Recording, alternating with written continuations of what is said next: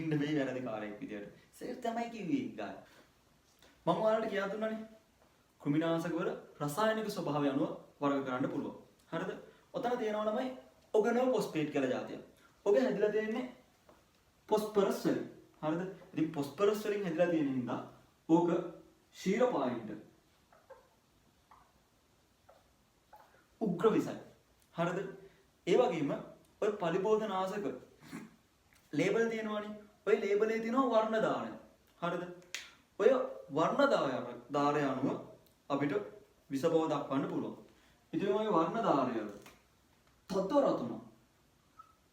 රතුන ඉතා උග්‍ර විස වෙනවා. උග්‍ර විස වෙනවා.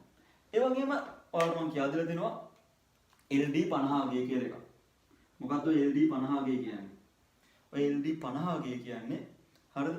හිතන්නකෝ කෘමියාගේ බර කිලෝග්‍රෑම් වලින් ගන්න.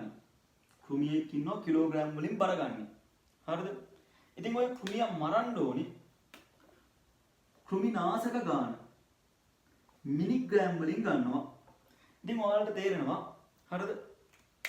කෘමියාගේ බර කිලෝග්‍රෑම් 1යි නම් නම කිලෝග්‍රෑම් 1යි නම් ඌව මරන්න ඕනි පලිබෝධනාශක ගන්න.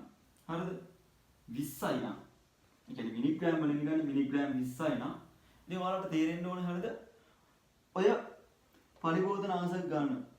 ඒ කියන්නේ මාත්‍රාව තියෙන්නේ. ඔක අඩු වෙන්න මේ පලිබෝධනාශකයේ විසයි. ඔක වැඩි වෙන්න ඔය පලිබෝධනාශකයේ විස බව අඩුයි. එහෙනම් හොඳට මතක තියාගන්න LD50G අඩුයි නම් මේ පලිබෝධනාශකවල විස බව වැඩි.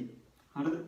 LD50G වැඩි නම් මේ පලිබෝධනාශකවල විස බව අඩු වෙනවා. ඉතින් අපේ උන්ට මේවා කියලා දෙන්නත් බෑ. මොකද හරිද? ඔව් මං කියන්නේ ඇත්තද කියලා ටෙස්ට් කරන්න ගිහිල්ලා අන්තිමට මටත් එන්න මේ වැරදි කාර්යයක් විදියට සර් තමයි කිව්වේ ගාය. හරිද? ඉතින් ඔහොම තමයි වෙන්නේ ළමයි. තේරුණානේ? ඉතින් ඔය ප්‍රශ්නෙට උත්තරේ A B C කියන වගන්ති තුනම සත්‍යයි.